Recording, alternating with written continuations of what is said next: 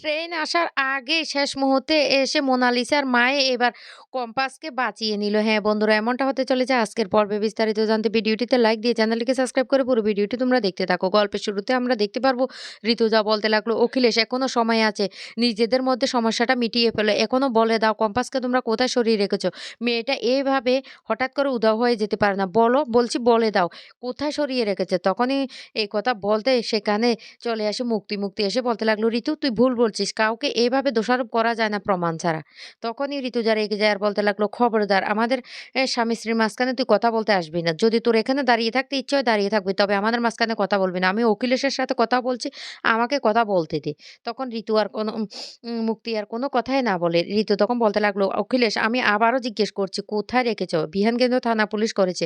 এরপর পুলিশ বাড়িতে আসবে, তোমাদেরকে ধরে নিয়ে যাবে। একটা বিশৃঙ্খলার সৃষ্টি হয়ে যাবে। তাই তোমাকে বলছি ভালোই, ভালোই বলে দাও কোথায় লুকিয়ে রেখেছো? আমি চাই না বাড়িতে পুলিশ আসুক। আর তোমার ছেলে যে একটু, একটু করে ভালোবাসছে কম্পাসকে সেটা কি তুমি বুঝতে পারছো না?" তখন এই কথা শুনে অখিলেশ হাসতে থাকে আর বলতে লাগলো, "কি বলছো তুমি?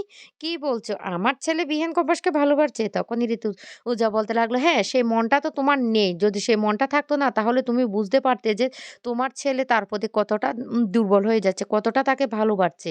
আজকে যদি ভালো না বাসতো তাহলে সে এইভাবে হন্যি হয়ে নিজের জন্মদিনের কথা ভুলে গিয়ে ওকে খুঁজতে বেরিয়ে যেত না। তাই তোমাকে বলছি এখনো সময় আছে বলে দাও।" তখন একথা বলার সাথে, সাথে অখিলেশ বলতে লাগলো, "শুনো তুমি এখন পর্যন্ত আমার সাথে যে ব্যবহারগুলি করছো তার জন্য কিন্তু এবার কিন্তু আমি তোমার নামে থানায় কমপ্লেইন করতে পারবো। তাই বলছি হয় চুপ হয়ে যাও না হলে এভাবে মিথ্যে আ কথা আমার সামনে দাঁড়িয়ে বলবে না।" ঋতুজা তখন বলতে লাগলো, "কোনটা মিথ্যে? আমি কোনো মিথ্যে কথা বলছি না।" অখিলেশ তখন বলতে লাগলো, "হ্যাঁ, কম্পাসকে আমরা সহ্য করতে পারি না। তাই বলে আমি আর অভিজ্ঞান বাবু এভাবে কম্পাসকে কিডন্যাপ করব সেই কথাটা তোমরা কি করে ভাবতে পারলে? কি করে তুমি সেই কথাটা ভাবতে পারলে?"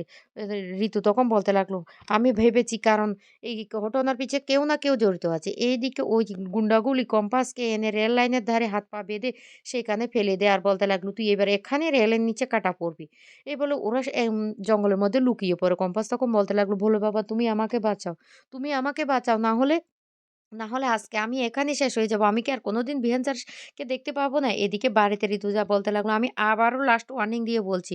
এখনো ভালোই, ভালোই বলে দাও সমস্যাটা মিটিয়ে নিই। কিন্তু তুমি যখন বলছো না তখন কান টানলে তো মাথা আসবে। পুলিশ এসে জিজ্ঞাসাবাদ শুরু করলে একটা, একটা সবকিছু বেরিয়ে পড়বে। তখন কি করবে? তখন মুখটা কোথায় লুকাবে?"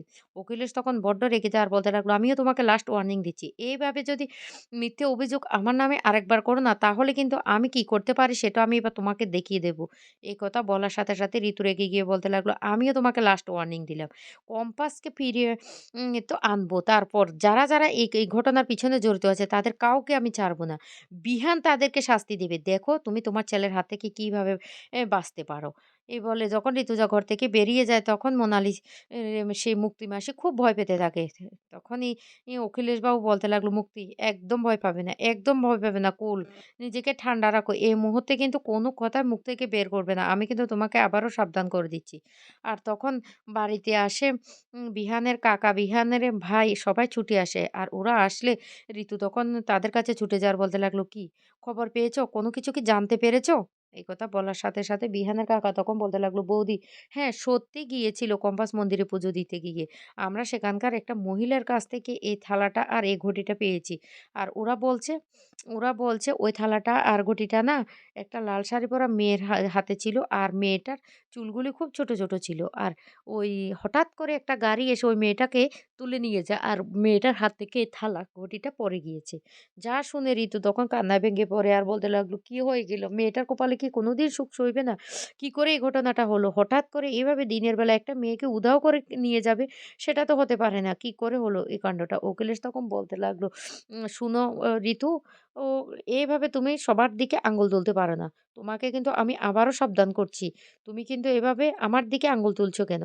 যতক্ষণ না পর্যন্ত সবটা প্রমাণ হয় ততক্ষণ পর্যন্ত তুমি কিন্তু কাউকে নিশ্চিতভাবে দোষারোপ করতে পারো না।" এ কথা বললে ঋতু তখন কোনো কথাই বলে না। এইদিকে হঠাৎ করে বিহান বলতে লাগলো, "মা আমার তো মনে হচ্ছে এটা কেউ প্ল্যান করে করেছে। ইচ্ছে করে সে কম্পাসকে রাস্তা থেকে তুলে নিয়ে গেছে। কম্পাস দিয়ে মন্দিরে পুজো দিতে যাবে সেটা কিন্তু আগে থেকে কেউ জানতো। কেউ খবরটা দিয়ে দিয়েছে। ঋতু তখন বলতে লাগলো, "একদম ঠিক কথা বলেছিস বিহান।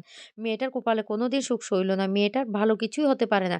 একটা না একটা সমস্যা লেগেই থাকে। মেয়েটার যে কি হয়ে গেল?" এদিকেও কম্পাস খুব কান্নাকাটি করতে থাকে। অন্যদিকেও গুন্ডাগুলি পাহারা দিতে থাকে সে কম্পাসকে। আর তখন মুক্তি সেখানে এসে বলতে লাগলো, "কি বলছিস, কি বলছিস তোরা?" এই কথা বলার সাথে, সাথে তখনই সেখানে মেঘবালা বলে উঠে, "এই যে কম্পাসকে মন্দিরে যাওয়ার পরামর্শটা কিন্তু মুক্তি মাসিই দিয়েছিল।" তখন ঋতু ও এমনভাবে তাকিয়ে থাকে মুক্তির দিকে। মুক্তি তখন বলতে লাগলো, এই মেঘমালা তুমি কি বলছো? হ্যাঁ, আমি দিয়েছি। আমি বলেছি। তাই বলে কি আমি দোষারোপ করেছি? আমি তো ভালোর জন্য বলেছি। কারণ আমি যখন যাচ্ছিলাম তোমরা কাছের কোনো মন্দিরের কথা আ মনে পড়ছে না। তখন আমি কথাটা বলেছি। তাতে কি আমি কোনো দোষারোপ করেছি? এটা তো হতে পারে না। একথা বলে বিহানের কাকা তখন বলতে লাগলো, "শোনো তোমাকে আমি একটা কথা বলি। মুক্তি তো নিজে একটা অপরাধ করে তা স্বীকার করেছে। তাহলে এভাবে ওকে সবকিছুতে দোষারোপ করা উচিত না।" বিহান তখন বলতে লাগলো, "মা তুমি কোনো চিন্তা করো না। কোনো চিন্তা করো না। কম্পাসের কিচ্ছু হবে না। আমি কম্পাসকে খুঁজে নিয়ে আসবো। আমি আমি এক্ষুনি যাচ্ছি।" এই বলে বিহান যখন যেতে লাগে তখন সেখানে বাধা দিতে আসে মোনালিসা। মোনালিসা তখন বলতে লাগলো, বিহান তুমি এইভাবে যেও না। একা, একা। তুমি যদি যাও কোনো বিপদে পড়ো তাহলে কি হবে?" বিহান তখন বলতে লাগলো, "খবরদার, খবরদার তুমি আমাকে বাধা দিতে আসবে না। আমার কিচ্ছু হবে না। আমি বলছি তো আমার কিচ্ছু হবে না।" এদিকে মুক্তি বলতে লাগলো, "মেঘ তুমি এভাবে কথাটা কেন বললে? কেন সবার চোখে আমাকে খারাপ বানালে?"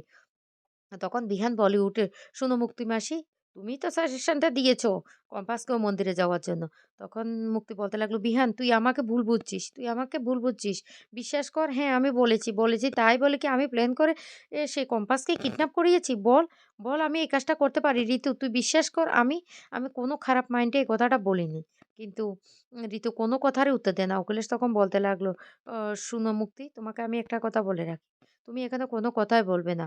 ওরা দেখতেই তো পারছো সবাইকে সন্দেহ করছে রীতিমতো তোমাকে, আমাকে সবাইকে। বিহান তখন বলতে লাগলো, "শোনো এত কথার দরকার নেই। আমি যাচ্ছি। তোমরা তোমরা সবাই বাড়িতে থেকো। আমি কম্পাসকে খুঁজে নিয়ে আসবো।" এদিকে কম্পাস খুব কান্নাকাটি করতে থাকে ট্রেন আসছে দেখে। কম্পাস তখন বলতে লাগলো, "আমি কি কোনোদিন আর বাড়ি ফিরে যেতে পারবো না?" অন্যদিকে সব জায়গা তন্ন তন্ন করে বিহান কম্পাসকে খুঁজে থাকে। তারপর বলতে লাগলো, "এদিকে তো রেল লাইন। রেল লাইনের দিকে কি কম্পাস যাবে না? একবার ওইদিকে গিয়ে দেখি।" ওইদিকে গুন্ডাগুলি বলতে লাগলো, "রেল আসার আগে ওকে এখান থেকে সরিয়ে ফেলতে হবে। তারপর ওকে আমাদের গোডাউনে নিয়ে যেতে হবে। বস বলেছে ওকে দিয়ে কি জানি একটা কাজ করাবে। তাই হাত পা খুলে দিয়ে ওকে এখান থেকে নিয়ে যেতে হবে।" এই বলে ওই লোকগুলি যখন ওর হাত পাটা খুলতে যায় তখন হঠাৎ করে একটা চাদর মোড়ানো লোক এসে বলতে লাগলো, "পুলিশ চারদিক থেকে তোমাদেরকে ঘিরে ফেলেছে। পালানোর কোনো রাস্তা নেই। তাই তোমাদেরকে বলছি এক্ষুনি পালিয়ে যাও।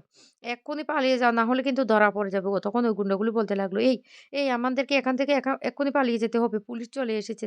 আমাদেরকে আগে বাঁচতে হবে। এই বলে ওরা সেখান থেকে পালিয়ে যায়। এদিকে দূর থেকে বিহান দেখতে থাকে কিছু একটা। অন্যদিকে সেই ছদ্মবেশী লোকটাই কম্পাসের হাত পায়ের বাঁধনগুলি খুলে দিয়ে তাকে সেখান থেকে নিয়ে পালিয়ে যায়। তখন ওই লোকগুলি বলতে লাগলো, "ওই মেয়েটাকে নিয়ে তো পালিয়ে গেছে। এবার কি হবে?" তখন সেটা ছিল মোনালিসার মা। মোনালিসার মা বলতে লাগলো, "কম্পাস আমি না বাবার সমস্ত কথা শুনতে পেয়েছি।